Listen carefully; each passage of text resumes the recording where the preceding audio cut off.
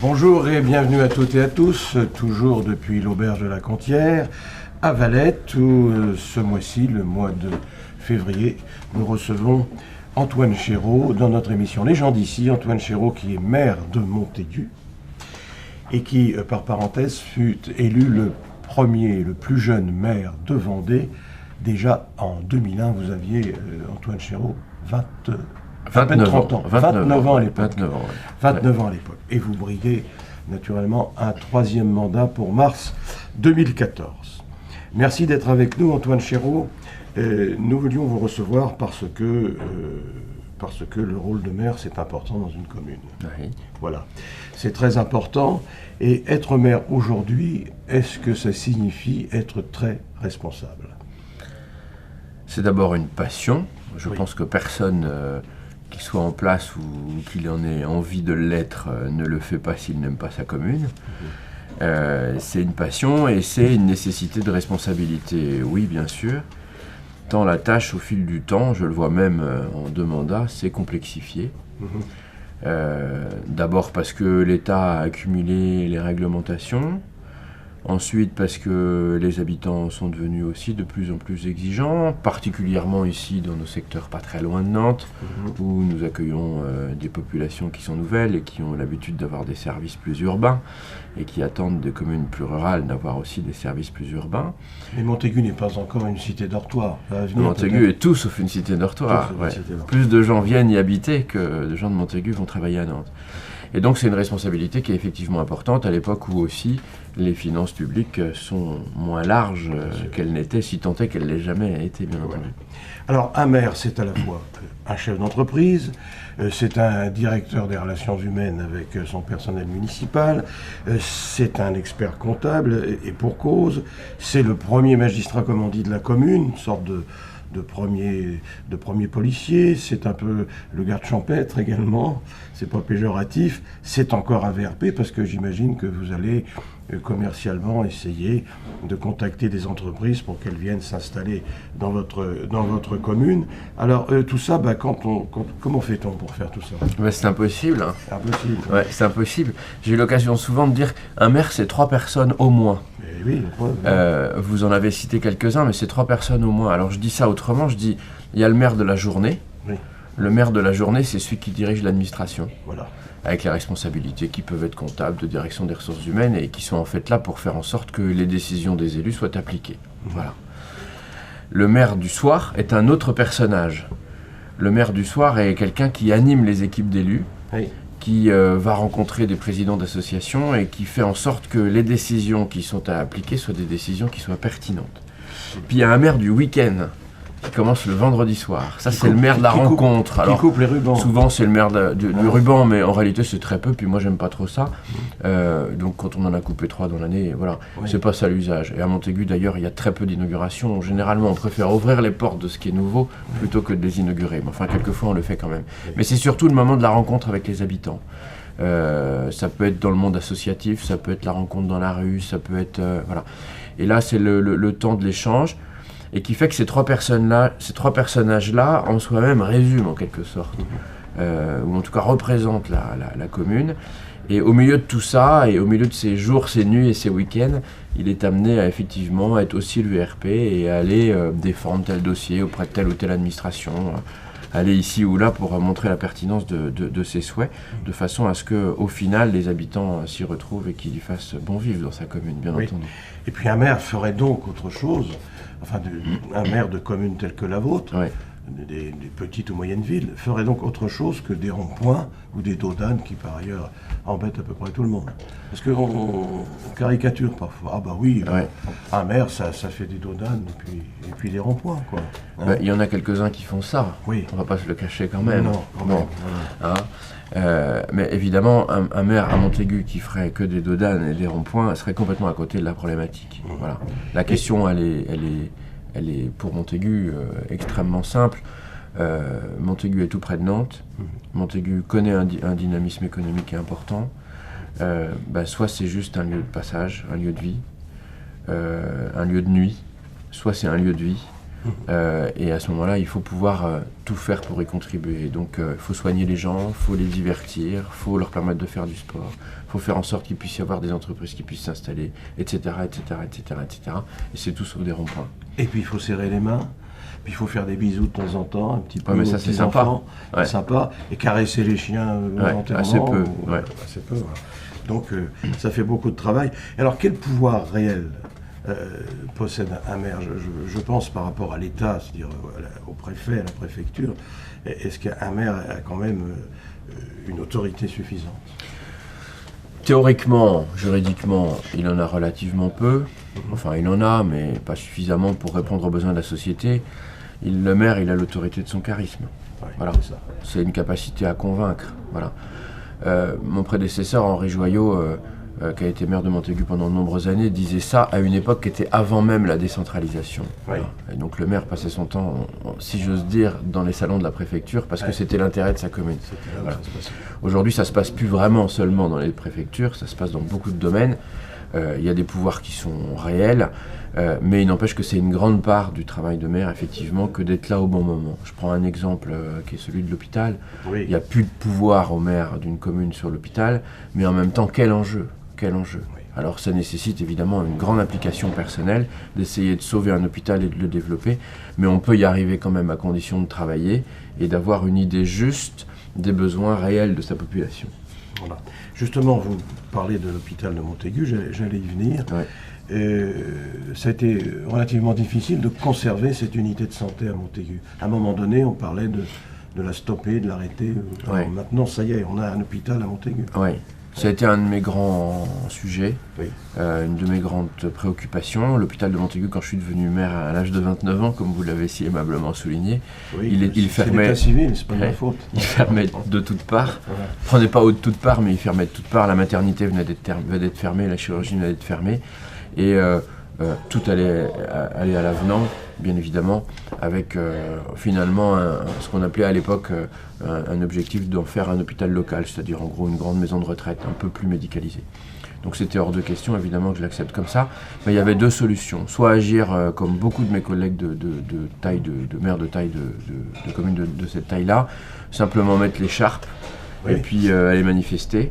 Soit essayer de répondre à une vraie logique de territoire, et c'est la raison pour laquelle, avec Luçon, avec La Roche, on a décidé de fusionner les hôpitaux pour faire un centre hospitalier départemental de la Vendée qui soit multisite, et qui ait l'immense avantage de rentrer dans une gradation des soins, c'est-à-dire d'essayer de soigner au mieux à proximité, mais quand il y a besoin d'un plateau technique plus lourd, de le faire à La Roche-sur-Yon, puis après aussi à Nantes. Et donc c'est ce que nous avons fait, et ça a très bien marché, puisque désormais, nous recrutons des médecins de grande qualité. Il y a le même niveau d'exigence de recrutement pour un médecin à Montaigu qu'à La Roche-sur-Yon. Nous recrutons que des chefs de clinique. Et ça a créé finalement un mouvement inverse. Ça a mis 10 ans, un peu moins, à s'inverser, mais aujourd'hui on est maintenant dans la progression, et on en est à qu'est-ce qu'on met maintenant comme service pour être au plus proche de la population et permettre ainsi que les choses puissent avancer. Alors ça a été un service d'urgence. Le service d'urgence, il y a 10 ans, c'était 4000 passages aux urgences par an. C'était très fragile. Aujourd'hui, c'est plus de 10 000.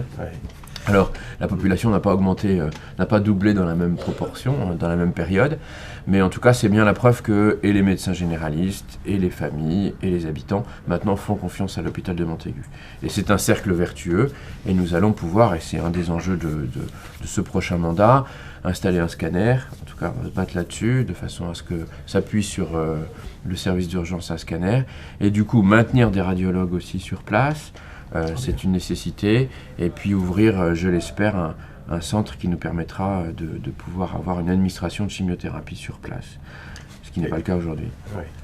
Et puis, ça n'a rien à voir avec les soins, encore que. Et puis, Montaigu est célèbre pour son grand théâtre de Tallinn, qui déjà depuis quelques années attire beaucoup de monde avec un joli programme. Et ça paraît pas un petit peu démesuré aux yeux des gens, ce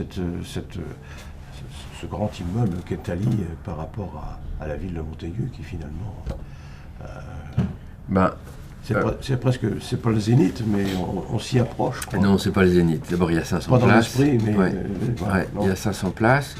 Ensuite, il y a on est plein à 90%, donc c'est bien la preuve que les habitants du secteur de Montaigu s'y retrouvent. Ensuite, ça dépend comment on regarde les choses. Thaly, c'est un théâtre qui est intercommunal, sur un bassin de population de 35 000 habitants. Une petite ville de 35 000 habitants choquerait personne qu'elle ait un théâtre et quelques salles polyvalentes qui permettent d'accueillir des congrès ou des actions de vie locale, de vie associative. Donc nous avons la chance de l'avoir construit. Il y a une grande attente, la population y vient, elle s'y retrouve, je crois. Et financièrement, ça coûte 2 fois moins cher qu'une piscine. Oui. Voilà. Donc personne n'est choqué qu'on construise des piscines et tout le monde se pose la question pour la culture. Non. La réalité, c'est que si on veut, et tout est lié, si on veut être attractif, si on veut faire en sorte que tout puisse être offert à notre population, il faut qu'on ait toutes sortes d'offres, y compris l'offre culturelle, qui s'adresse avant tout aux habitants de notre région. Voilà. Alors c'est une particularité. On ne fait pas de Thaly un outil de communication externe. Il n'y a pas 90% de gens qui viennent de l'extérieur et qui viendraient de Nantes pour aller à une programmation qui soit élitiste. C'est le contraire. On a une programmation qui est de qualité, qui s'adresse à la population locale et qui nous aide, par exemple, à faire en sorte que une entreprise qui cherche à s'installer en hésitant entre plusieurs villes moyennes, elle sera intéressée de venir à Montaigu parce qu'il y a aussi ça. Bien. Alors comment faire quand on est maire et qu'on voit, c'est pas le cas de Montaigu je pense, mais lorsqu'on voit cette désertification de petits commerces, les gens qui s'en vont, les médecins qui n'arrivent pas, les curés qui naviguent entre 3 paroisses maintenant. Alors, qu'est-ce qu'on peut faire quand on est maire pour arrêter, j'allais dire, cette mini-exode des professions de proximité? Je serais prudent dans ma réponse parce que ça dépend vraiment d'où on est. Voilà, hein. Montaigu, on a la chance d'être assez proche de Nantes pour que la ressource soit là. Oui. Mais en même temps, notre difficulté aurait pu être l'inverse, c'est-à-dire on est tellement proche de Nantes que tout le monde aurait pu y partir. Oui. Voilà. Hein, et donc on aurait pu simplement dire on y vient et puis on va consommer à Nantes. Voilà, on va se faire soigner à Nantes. Voilà. C'était d'ailleurs le sens de ce que souhaitait l'État quand il voulait supprimer l'hôpital de Montaigu. C'est ça. Et donc en réalité, il ne faut pas séparer les sujets. Voilà. L'hôpital, le commerce, le sport, Thaly, l'autoroute, la gare, tout ça c'est un ensemble de sujets qu'il faut traiter de front de façon à ce qu'on soit attractif globalement. Voilà. Parce qu'on peut dire, effectivement, ça a été le cas il y a 3-4 ans, on avait une certaine inquiétude pour que nos médecins partant à la retraite soient remplacés. Voilà. Si on n'avait pas renforcé l'hôpital, si on n'avait pas fait ce que je vous disais sur les urgences, effectivement, un jeune médecin sortant de Nantes se dirait, moi je vais aller à 30 minutes de Nantes, c'est loin d'un hôpital, c'est loin d'un service d'urgence, je cours un risque, moi, comme jeune médecin, de soigner ma population. Non, là, c'est pas le cas. Et puis on prend tous les domaines, les uns après les autres. Alors, c'est pour ça, vous voyez, les 3 personnages dont on parlait tout à l'heure, il faut qu'elles soient de front partout, parce que, effectivement, c'est un combat de chaque instant. Et puis ça nécessite aussi, alors bien entendu, de travailler à la bonne échelle. Donc la bonne échelle, c'est la commune, mais c'est aussi la communauté de communes. À Montaigu, c'est particulièrement criant. C'est bien à l'échelle de la communauté de communes qu'on peut répondre à ces problématiques d'attractivité. Et ça vaut aussi pour le commerce. Et là, je voudrais en dire un petit mot, puisque vous m'interrogez là-dessus. Ça a été plus facile à Montaigu que ça n'est aujourd'hui. Il y avait d'abord une grande évasion commerciale. On était d'ailleurs très surpris, on a fait des études très précises qui ont montré que même pour l'alimentaire, les habitants de la région de Montaigu allaient facilement à Belleville-sur-Vie ou à Clisson. Alors on est très amis avec Belleville et avec Clisson, l'histoire nous c'est la zone de la télévision. En plus c'est la zone de la télévision, donc c'est fabuleux. Mais il n'empêche que prendre sa voiture pour aller faire des courses alimentaires, quand on est à Montaigu qui avait déjà 2 grandes surfaces, il y avait un problème de lisibilité. Voilà. Donc on s'est battu là-dessus, on a ramené plusieurs dizaines de millions d'euros de chiffre d'affaires sur notre zone, donc on est très content. Ça a servi aussi pour le commerce de proximité, mais aujourd'hui on a une petite passe un peu difficile sur le commerce de proximité, qui est liée d'abord à la tendance nationale, et puis au fait que la proximité nantaise a tendance à faire monter les prix de notre immobilier, que ça entraîne plutôt une montée des loyers, et que les commerçants ne vendent pas plus cher leurs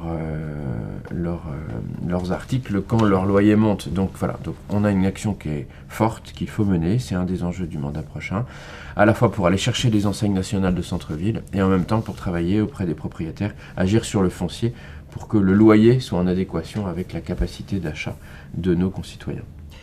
Alors, selon vous, on va un petit peu rentrer maintenant dans ce que je qualifierais de l'instruction civique pour les gens qui nous écoutent, parce que c'est un peu compliqué en ce moment. C'est absolument compliqué. Les élections, etc. Mais la première de mes questions, Antoine Chéreau, est-ce qu'un maire doit faire abstraction de son engagement politique, si toutefois il en a un, lorsqu'il se présente ou pas? Est-ce que ça existe vraiment un maire apolitique?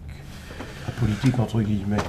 C'est très amusant de voir les déclarations de candidature. Tout le monde dit qu'il est apolitique. Oui, voilà. Ouais, c'est ça. Et tout le monde dit j'ai pas drôle, fait attention aux sensibilités, drôle, etc. Voilà. Alors ça appelle de ma part deux remarques. La première, c'est que la moindre action publique est une action politique en soi-même. Stricto sensu, Voilà. en plus. Mon engagement politique, il est la source de mon engagement en politique, et donc ce serait absurde que je dise j'ai une étiquette politique, mais ce que je fais sur le terrain, c'est pas politique. Donc c'est pas vrai. Voilà. Maintenant que une liste constituée en ce moment répond à des règles de constitution politique, je sens bien que nos concitoyens n'aimeraient pas ça, et ils n'aimeraient pas ça parce qu'ils ont l'impression qu'il y a une politique nationale qui ne sont pas bons. On peut le dire comme ça, oui. Et puis qui ferait qu'on ne s'intéresse pas aux intérêts de la commune, mais simplement aux intérêts des partis. Voilà. Donc bien évidemment, même quand on est engagé en politique, on fait une liste en fonction des intérêts de sa commune, et on réfléchit à ce qu'il faut pour sa commune en fonction de ses besoins à sa commune. Voilà. Donc en réalité, moi je ne vois pas de contradiction. Je suis parfois un peu étonné qu'on s'en défende autant, Oui. parce que, non, voilà, donc moi je ne suis pas de langue de bois, je n'ai pas été chercher des gens qui ne sont pas de ma sensibilité du tout, mais en revanche je suis très honnête, j'ai pas non plus été regarder quelle était la sensibilité des gens que j'invitais à venir avec moi. Voilà. Mais vous comprenez bien que une politique qui dirait « moi je fais tout de l'assistanat et j'augmente les impôts », ne serait pas compatible avec ce que je veux faire. Donc moi je choisis des gens qui veulent faire quelque chose pour leur ville, mais qui disent aussi « attention à la fiscalité ». Donc en fait on a bien des opinions politiques partagées. Elles ne sont pas encartées, parce que c'est pas souhaitable, et puis parce que dans une petite ville, les gens sont relativement peu encartés, tout simplement. Vous savez ce que disait Jules Renard à ce sujet?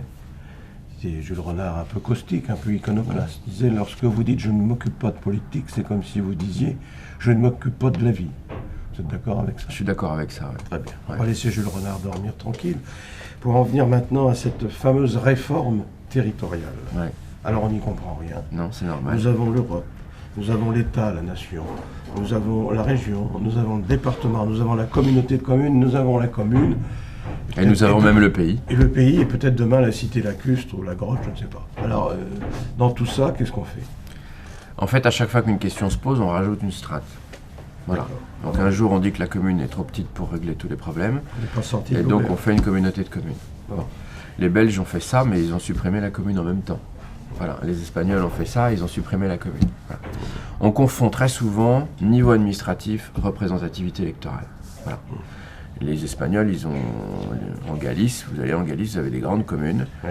L'administration est commune, mais vous avez quand même bien un maire dans chaque clocher qui s'occupe et qui est représentant au niveau du conseil municipal plus large. Alors, c'est sans fin. C'est sans fin. Ce qui est sûr, c'est que de façon assez absurde, on se rend compte que le système ne marche pas, et donc plutôt que de le simplifier, on le complexifie. Voilà. Et à l'occasion de ces élections municipales, on se rend bien compte que, en réalité, une grande partie des pouvoirs sont aujourd'hui à l'échelle communautaire. C'est-à-dire les communautés de communes. Voilà. Et que la loi Duflot, par exemple, dit l'urbanisation sera décidée par les communautés de communes et puis par les communes. C'est en cours de discussion au Parlement aujourd'hui. Et puis on finit par se dire, alors du coup, les citoyens, ils votent pour des équipes municipales qui n'ont plus de pouvoir. C'est ça. Voilà. Alors au lieu de se dire, on va peut-être organiser les choses de façon à ce que les citoyens puissent avoir quelque chose à dire à la communauté de communes, on dit, non, on va faire un bulletin de vote avec deux listes. Il y aura une liste municipale, puis il y aura une liste communautaire. Mais en fait, c'est quand même la même liste, puisque c'est quand même décidé par la commune. Donc aujourd'hui, pour simplifier les choses, pour rendre soi-disant légitime, comme si elle ne l'était pas, l'action de la communauté de communes, elle l'était tout à fait. Eh bien, les citoyens vont arriver dans toutes les communes de plus de 1000 habitants avec un système, avec la parité, avec un système bloqué qui en réalité va compliquer la visibilité de l'action communautaire. Et c'était fait pour que, et on le voit bien, pour que les campagnes municipales tiennent compte d'une politique communautaire, entre guillemets. Et puis, allez regarder ici ou là. Si vous voyez dans les programmes des communes des programmes communautaires, vous m'appellerez, il y en a très peu. Donc en plus, ça n'a pas marché. Oui, et puis alors, avant, dans les petites communes, le citoyen avait le loisir de rayer celui qui ne lui plaisait pas. On lui enlève ce plaisir. On lui enlève ce plaisir, c'était un plaisir de dire, tiens, celui-là, là, c'est mon voisin, il a fait du bruit l'autre soir, je le raye. On n'aura même plus ce plaisir-là. Ça a été supprimé, et je pense que c'est bien, parce que souvent, le maire de ces communes-là qui fait tout, il a beaucoup sur ses épaules, et en même temps, c'est forcément le premier qui risque de mécontenter un concitoyen, parce qu'il a été amené à prendre une décision parfois courageuse. Donc on se retrouvait parfois dans des situations curieuses où le candidat à la mairie était le seul qui n'était pas élu d'une liste, et qu'on se retrouvait après avec des équipes qui n'étaient pas capables ou qui n'avaient pas envie de gérer l'équipe. Donc de ce point de vue-là, je pense que c'est pour une fois un progrès. Bien, vous avez déjà, je pense, des concurrents, d'autres listes pour cette élection municipale de 2014. On ne manquera pas d'ailleurs de les rencontrer. Tout se passe bien. Il y a une bonne ambiance. Que voulez-vous que je vous dise dans mon équipe, l'ambiance est excellente. Non, mais ça se met entre les concurrents et vous, c'est ça? On ne peut pas dire que les contacts soient très nombreux, et les objets de débat non plus. Donc moi j'attends avec impatience. Et ce qui m'intéresse, c'est de savoir ce qu'on a envie de proposer pour la ville, et puis de savoir si on est capable de mettre en œuvre ce qu'on a envie de proposer. Voilà. Donc moi je sais que mon équipe est très soudée pour avoir envie, et puis qu'elle sera capable de mettre en œuvre ce que l'on dit. Voilà. Alors vous lisez beaucoup, Antoine Chéreau, je le sais. Si vous êtes battu en mars 2014, vous continuerez de lire ou de relire. Alors, si vous relisez quelque chose, qu'est-ce que vous relirez? D'abord, j'espère bien ne pas être battu, je ne prépare pas ma bibliothèque pour le soir même. Voilà. Alors vous dire si j'aurais besoin de m'évader ou de me ressourcer et choisir en fonction de mes auteurs, nous verrons. Nous verrons. Alors on n'en saura pas plus sur les auteurs de l'Allergie.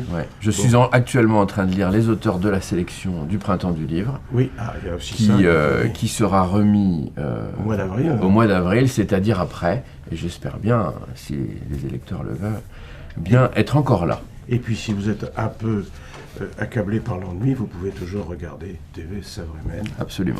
Qui vous remercie d'avoir été notre invité aujourd'hui pour cette émission. Jean Dissy a retransmis dans les conditions du direct, tout à fait, depuis l'auberge de la Contière à Valette. Merci à tous. Rendez-vous au mois d'avril.